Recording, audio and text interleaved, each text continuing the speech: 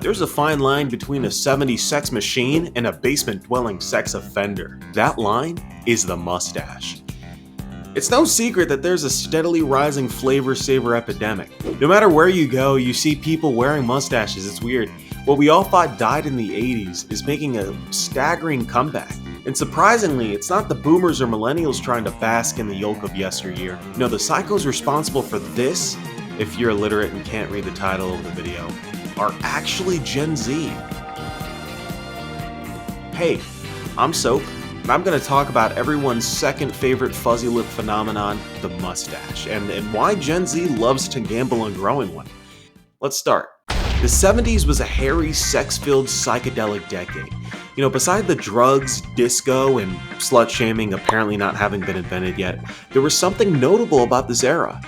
Now, free love wasn't the only thing the sexual revolution brought. The movement challenged all kinds of norms, including the acceptable amount of hair men and women were expected to have.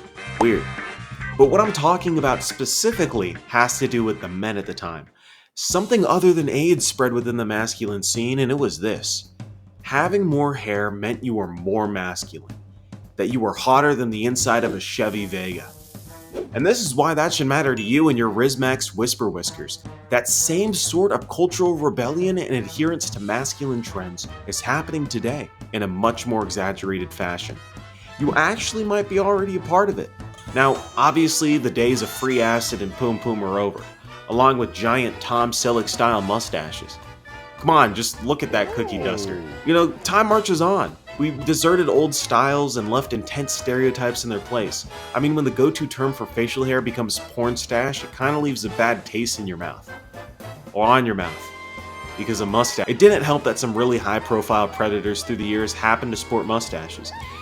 The early 2000s had a show literally called To Catch a Predator, and the degenerates on there usually had patchy facial hair resembling mustaches too. You know, many other happenings compounded, confirmation bias ensued, and eventually public opinion was decided.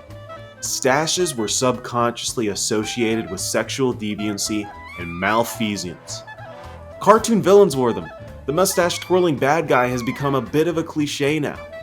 So, who in their right mind would even consider donning a style so prohibited, so deplorable, so disgusting? It's free real estate. Gen Z would. At first, it was just for shits and giggles. You know, something that you would wake up with after slaying scores of younglings like Anakin Skywalker. Then the irony itself was funny. People stopped caring about being judged because, like a superior tier rage baiter, the reaction is what they were looking for. And then finally, it was just back. And it became hot again.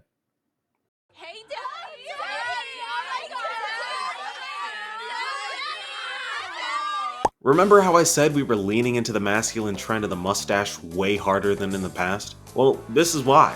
As it was recognized to be a suitable style again, men also recognized the opportunity.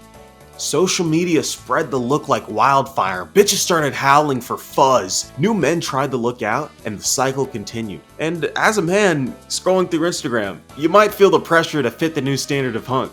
You might try growing one. But the truth is, not everyone looks good with a mustache. I'm sorry, there's no in between. You either look like Long Dick Johnson shooting out 10 million PSI piss missiles every time you tinkle, or you look like you drive a windowless van, driving suspiciously safely. You know, the public consciousness is certainly shifting, but we haven't forgotten all the stigma. We just can't.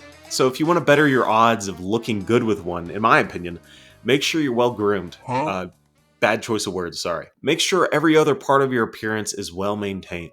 Otherwise, you're putting all your chips on black, my guy, and if you can't grow a full one, I recommend the following. Just stop.